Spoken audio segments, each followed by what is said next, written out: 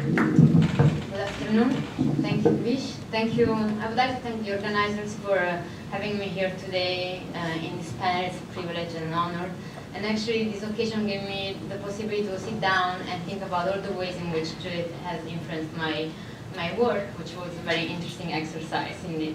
I went to MIT to ask for my master's to work with Judith, and since then she influenced the way I look at economic development, and the way I do my work in the field. Whenever I conduct an interview, whenever I read a report, I always ask myself, what question would Judith ask in this case? What would be the puzzle for her? And even when I don't think directly of her, of course her thinking always influenced my work. After graduating from DASP in 2005, I started working for the IDB, for the Inter-American Development Bank, in the design and evaluation of a local economic development project. And as I learned from Judith, in doing this type of work, you need to be on the ground, you need to be in the field, talking to the people that actually carry out these projects. And after doing this work for 6 years now, I can even see more clearly the value of this approach. So today I will talk about the ways Judith's teaching and research continually inform my evaluations of local economic development projects.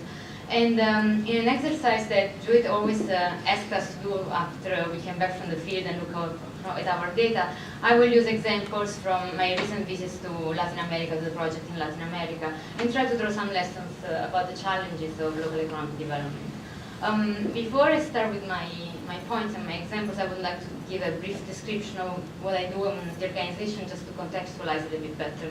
So I work for the Inter-American Development Bank, but specifically with a branch which is called the Multilateral Investment Fund, that we call FOMIN for its Spanish acronym.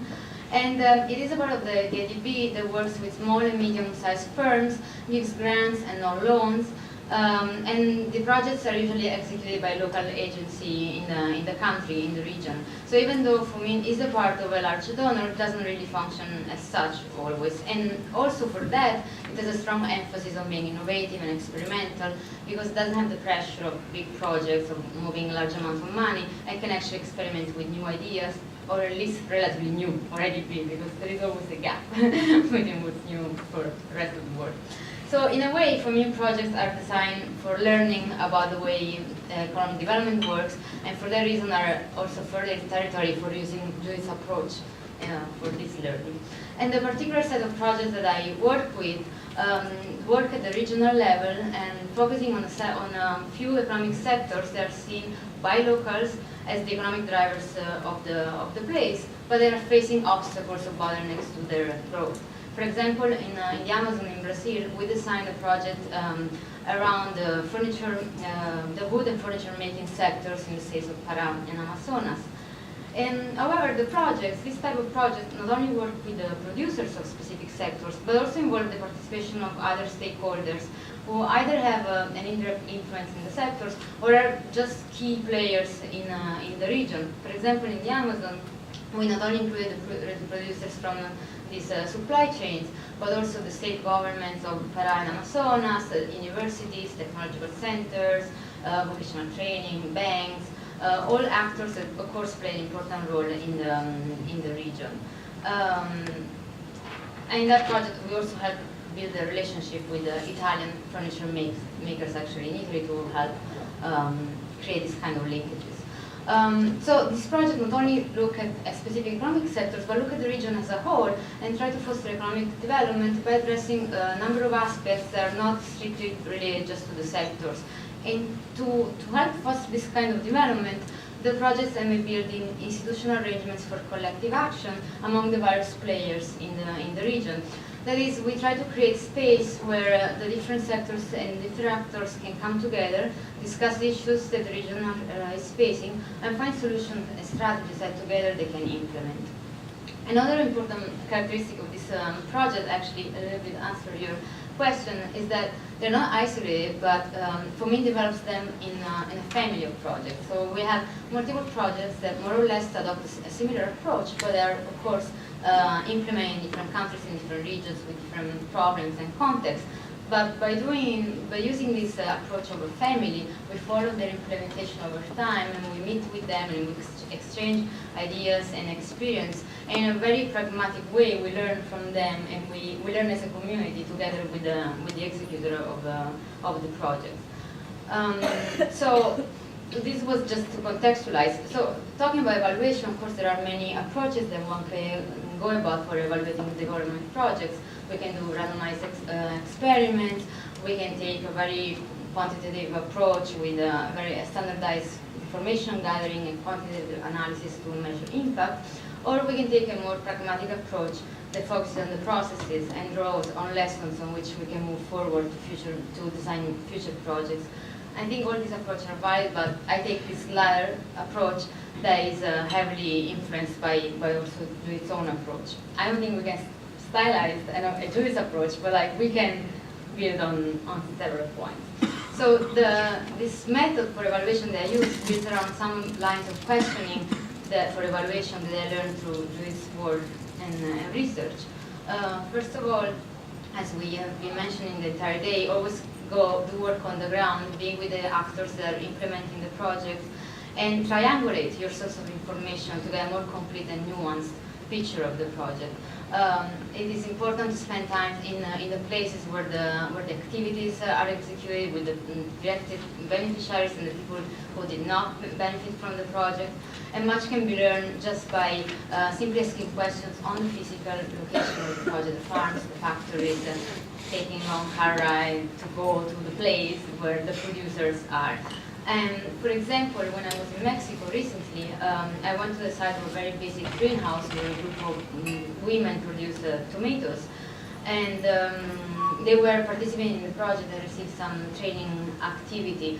But because I was there in the place, in the greenhouse with them, I was able to engage them in a number of conversations that couldn't have happened elsewhere. While I was talking with them and looking at the small investment that they made in the greenhouse, I was able to find out that they were relying on an extension service of the Ministry of Agriculture that no one else had mentioned to me before. So I was like finding out about this new actor that had trouble participating in the training because they actually didn't have the means of transportation to reach the place. And that what they really needed the most wasn't training but technical assistance, that the project wasn't still giving at the time. So without being there with them and engaging in this type of conversation, I could never find out this type of details that actually helped me to understand better the project. Also, it is important to look at the project over time and understanding the history of the project, the false starts and the unanticipated events that occur during the implementation. For example, I visited a project in El Salvador in the fishery sector in the southwestern region, and the design of the project there included a close collaboration with the government agency that was focusing on fishery. But right after the approbation of the project, there were national elections in El Salvador that brought in a new government, a lefty government after 20 years for the first time. So that created a lot of changes in all the ministries and in the environment in general. And more specifically, in 1 year, this created three changes in the director of the fishery agency, which created, of course, obstacles for the project to establish a direct collaboration with this agency, because there wasn't really a director or an agency to talk to in the first case. So that created a shift in the orientation of the project, and now we need to look for other type of allies on the ground, and specifically in local governments that were forgotten in the original design of the project, but they are, of course, very important, especially in this sector. And while keeping the doors open to the national government agency in the future, but now it's going to shift and probably not do the kind of services and activities that originally were planned for that. So without knowing the history and what happened in the beginning of the project, one wouldn't understand why a project didn't work in one area or why it had shifted its focus to other set of activities. Also, Judith always taught us to look at the sequence of activities in training, technical assistance, or building associations, because success can be facilitated by a specific sequence rather than just a constellation of factors that will happen in one specific moment. For example, fostering the creation of a producer association can be facilitated when producers organize themselves around a very simple task at the beginning.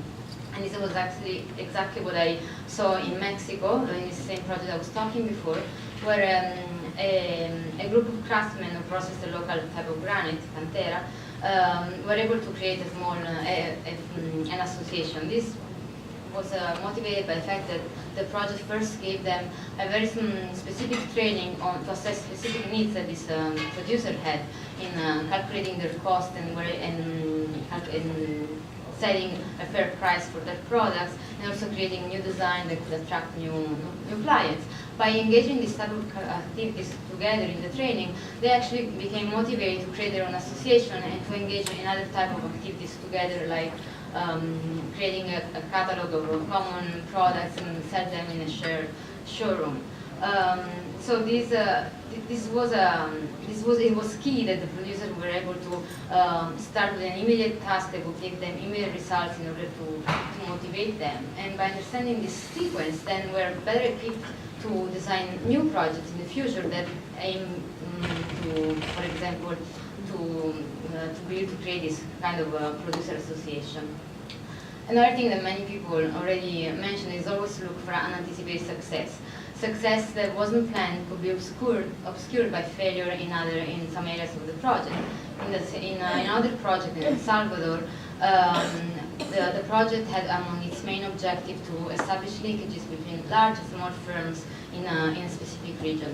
The project largely failed in this objective, but what happened had like a very big success in a different area that wasn't actually planned in the project. The project was able to raise more funds for the region, run more projects in parallel that had complementary objectives, and coordinate efforts with other international donors. All this was conducted to the creation of a local institution that was more solid and was left as a legacy for the local actors that could rely on it and keep doing collective action together. So, if one had just evaluated the project by looking at the state objectives, would have just saw the failure in not reaching that first stated goal without missing this important success that actually helped a lot the sustainability of this collective action.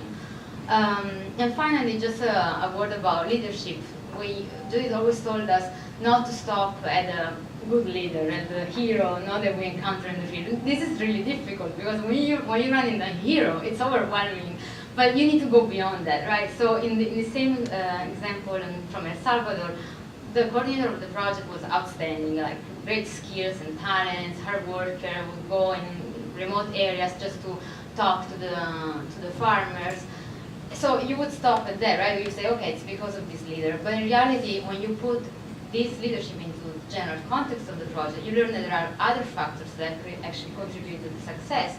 For example, the mayors, the municipalities of the region had previously formed an association, which was a very solid interlocutor for the project to work with from the public sector, which is quite also unusual.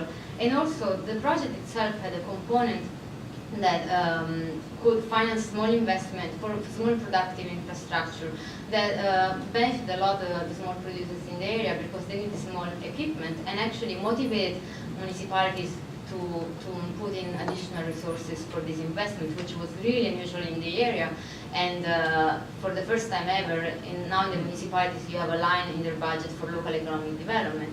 So if you are just stopped at the leadership, you could have missed the importance play of these other factors. So in sum, I just want to say that by using this approach and these lines of questioning that I learned from Judith in the class and doing my thesis under the supervision and reading her work, we can uncover all the underlying dynamics of a project that make them successful. And when we do so, we have to go on the ground, dig in deep, and ask all the questions that we learned from Judith. We need to interpret these successes, and both through the analysis back home in the office, but also through shared learning with executives of the project and talking with this family of projects from Indus, for example. And then eventually we need to communicate this knowledge to the people that are designing future projects. Because only like this we can make what were lucky innovations in previous projects explicit part of new project, which is, I think, an exercise that Judith always encouraged us to do. That's it.